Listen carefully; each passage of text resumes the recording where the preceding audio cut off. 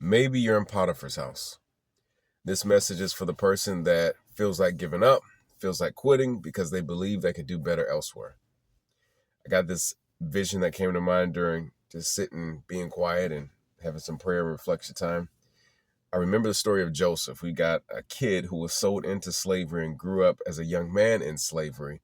God gave him this vision and his dream, but it hasn't happened. He's like, oh man, this cool thing is going to happen in the future.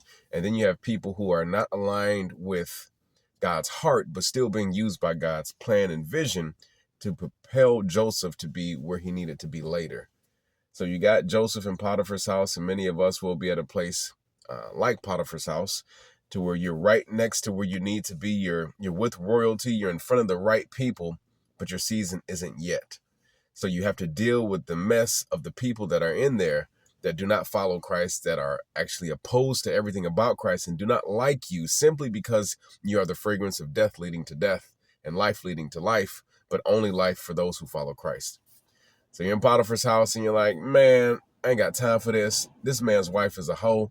Everybody know it. I don't feel like dealing with this. I'm out.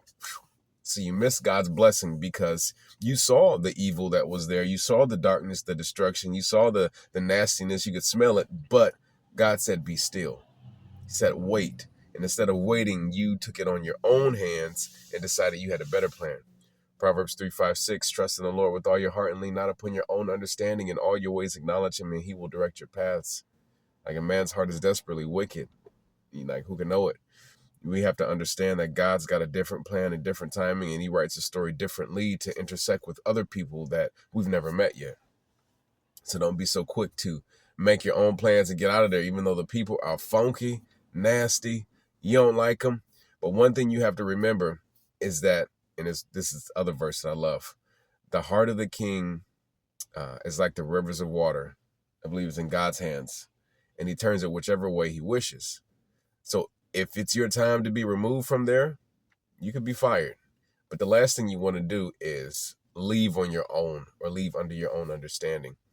I believe we have many examples of just staying put, because if God has allowed them to fire you, then you'll be fired. But many times we're so afraid of, oh no, what if I do this? And what if I stand up for this? And what if I just don't go along with this thing that I don't feel comfortable with, ethically, morally? Well, they can't fire you if God has not allowed it, and you don't just do something absolutely stupid and crazy. So bring it back to today, as well as talking about a little bit of Joseph. Joseph was in a prison, thrown in prison for something he didn't do, and he saw that she was a hoe from the beginning. Everybody know when somebody's wife gets around, or everybody know when that one lady or that one guy, they get around.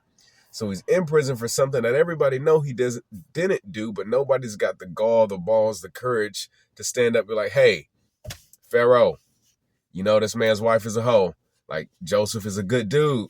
Nope, but you're in your season. You're in your season of consecration, sanctification, and preparation. Go through it.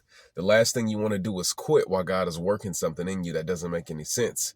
If they're going to remove you, it is only because God has allowed them to remove you. Don't fear being fired.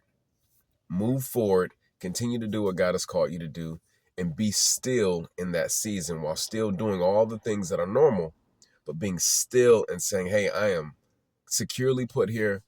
And Lord, if there's an enemy in my way, I'm standing on your word, remove them. If they're supposed to stay here, they'll stay. If I'm supposed to stay here, I'll stay. But I'm not moving until you reassign me. So if you're in Potiphar's house, don't be in no rush to leave. God will rectify the situation. He will right it. He will move you out of harm's way if it's coming. But he has a plan for you right where you're at. Tough it out. Remember your authority. Don't be a baby. Whine and cry about it. Use your spiritual authority to move and shake things. Get them the heck out of the way and walk in the authority God's given you.